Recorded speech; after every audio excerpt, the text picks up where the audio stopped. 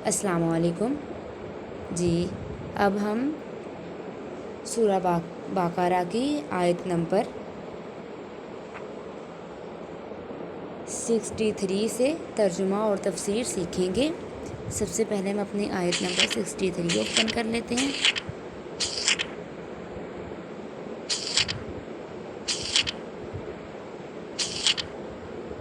جی، اور وَإِذْ أَخَذْنَا مِيثَاقَكُمْ سے ہماری آیت نمبر 63 ہے۔ اب اس آیت میں کیا تھا کہ اللہ پاک نے یہودیوں کو تورات نازل جب کرنی تھی تو پھر اللہ موسیٰ علیہ السلام نے بتایا کہ اللہ پاک ہم پر احکام نازل فرمانے والے ہیں۔ تو پھر وہ بنی اسرائیل والے تھے جو وہ کہنے لگ گئے کہ ہم اس وقت تک ایمان لے کر نہیں آئیں گے جب تک ہم اللہ پاک کی آواز خود نہ سن لیں۔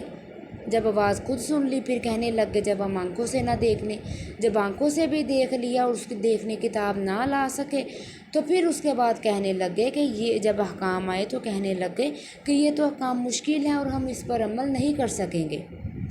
تو پھر اس آیت میں وَإِذْ أَخَذْنَا مِيثَاقَكُمْ وَرَفَعْنَا فَوْقَكُمْ طُورَ، تو اس آیت میں اس بات کا ذکر ہے کہ اللہ نے پھر اپنے فرشتوں کو حکم دیا کہ کوہ طور جو پہاڑ ہے اس کا ایک ٹکڑا اٹھاؤ اور اٹھا کر بنی اسرائیل کے سر پر رکھ دو اور کہو کہ تم ان احکام پر عمل کرو، ان پر ایمان لے کر آؤ، ورنہ تم پر یہ عذاب آ جائے گا کہ اسی طرح کوہ طور پہاڑ تم پر گر جائے گا۔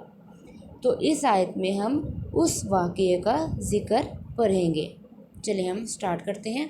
اعوذ باللہ من الشیطان الرجیم، بسم اللہ الرحمن الرحیم۔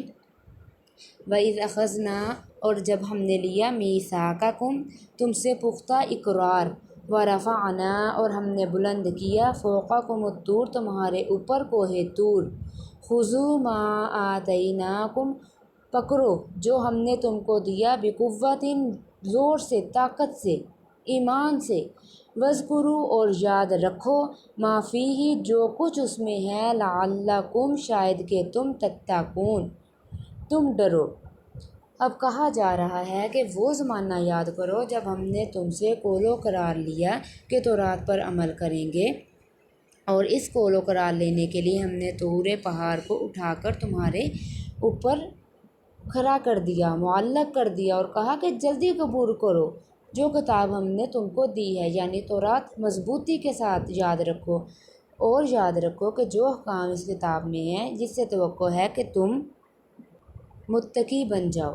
اب جب موسیٰ علیہ السلام کو کوہ طور پر تورات عطا ہوئی اور آپ نے واپس تشریف لا کر قوم کو وہ دکھائی اور سنائی تو اس میں احکام ذرا سخت تھے، مگر ان لوگوں کی حالت کے مطابق ایسے ہی ہم احکام جو وہ مناسب تھے۔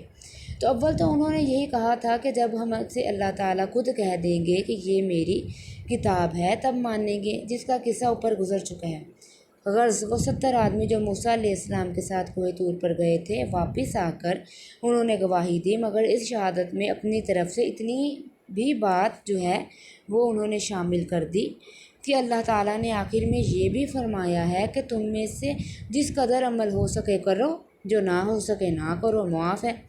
تو کچھ شرارت کرنے والوں نے کچھ اس طرح کی شرارت بھی خود شامل کر دی، کچھ احکام کی مشقت اور کچھ اس کی آمیزش کا ہیلا ملا کر غرض صاف یہ کہہ دیا کہ ہم سے اس کتاب پر عمل نہیں ہو سکتا۔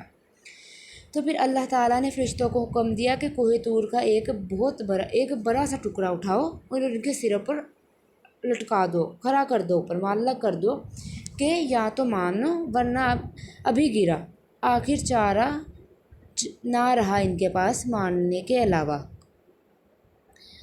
تو یہاں بھی یہ شبہ ہو سکتا ہے کہ دین میں تو سختی ہے ہی نہیں، یہاں کیوں سختی سے کہا گیا کہ مانو، ورنہ ہم تم پر طور پہاڑ جو ہے وہ گرا دیں گے اور تمہیں درمیان میں ہے جو ختم کر دیں گے۔ تو پھر اب جواب اس کا یہ دیتے ہیں کہ اس طرح سے ان کو ایمان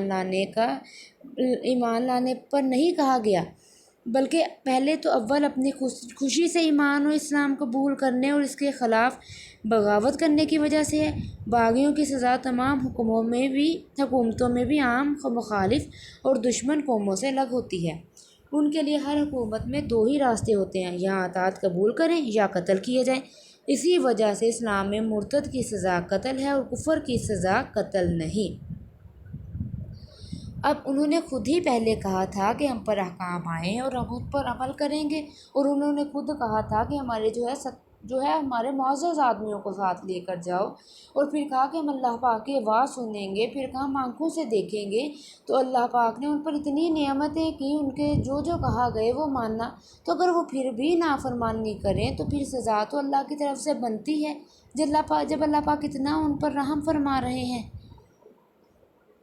جی ثم تولیتم، پھر تم پھر گئے، من بعد ذلک، اس کے بعد سے، فلولا فضل اللہ، پس اگر نہ تم پر فضل ہوتا، علیکم تم پر، ورحمتہ، اور اس کی رحمت، اس اللہ کی رحمت، لکنتم، تم ہو جاتے، من الخاسرین، تباہ ہونے والوں میں سے، خسارہ پانے والوں میں سے، لکنتم، تم ضرور ہو جاتے خسارہ پانے والوں میں سے۔ جی یہ ہے ہماری سورہ بقرہ کی آیت نمبر 64۔ اب اس میں ہے کہ تم قول و قرار کے بعد بھی جو ہے اس سے پھر گئے، سو اگر تم لوگوں پر خدا تعالیٰ کا فضل اور رحم نہ ہوتا اور اس عہد شکنی کا مقتضا تو یہ تھا کہ ضرور تم فوراً تباہ و ہلاک ہو جاتے، مگر اللہ کی عنایت اور رحمت عامہ ہے کہ حیات مستعار کے ختم ہونے تک مہلت دے رکھی ہے۔ لیکن یہ کب تک ہوگا؟ آخر بعد مرنے کے وبال اعمال میں مبتلا تو ہونا ہی ہے۔ اللہ پاک ہمیں محفوظ فرمائے اور ہمارا خاتمہ ایمان پر فرمایا، آمین۔ اب اللہ تعالیٰ کی رحمت عامہ دنیا میں مومن کافر سب پر ہے، جس کا اثر عافیت اور دنیاوی راحت ہے۔ رحمت خاصہ کا ظہور آخرت میں ہوگا، جس کا اثر نجات اور قرب خداوندی ہے۔ پھر اللہ پاک جنت دیں گے، سکون دیں گے، راحتیں دیں گے، حوریں دیں گے۔ اور پھر بظاہر اس آیت کے جز اور آخر کے مخاطب وہ یہودیاں جو نبی کریم صلی اللہ علیہ وآلہ وسلم کے زمانہ میں موجود تھے، مگر نبی کریم صلی اللہ علیہ وآلہ وسلم پر ایمان نہ لانا بھی عہد شکنی میں داخل ہے، اس لیے ان کو بھی عہد شکنوں میں شامل کر کے بطور مثال فرمایا گیا کہ اس پر بھی ہم نے تم پر دنیا میں کوئی عذاب ایسا نازل نہیں کیا جیسا پہلے بے ایمانوں اور عہد شکنوں پر ہوتا رہا۔ یہ محض اللہ کی رحمت ہے، اور چونکہ اب ازروع احادیث ایسے عذابوں کا نہ آنا نبی کریم صلی اللہ علیہ وآلہ وسلم ہی کی برکت ہے، اس لیے بعض مفسرین نے فضل و رحمت کی تفسیر بعثت محمدیہ صلی اللہ علیہ وآلہ وسلم سے کی ہے۔ اب اس کی تائید جو ہے وہ ہم بے ایمانوں کا ایک واقعہ جو ہے وہ اگلی آیت میں بیان ہو رہا ہے، انشاءاللہ ہم تفسیر سے وہاں بھی پڑھیں گے انشاءاللہ۔ چلیں صاحب، یہاں پر ہمارا ترجمہ اور تفسیر اس کا جو ہے وہ کمپلیٹ ہوتا ہے۔ صدق اللہ العظیم۔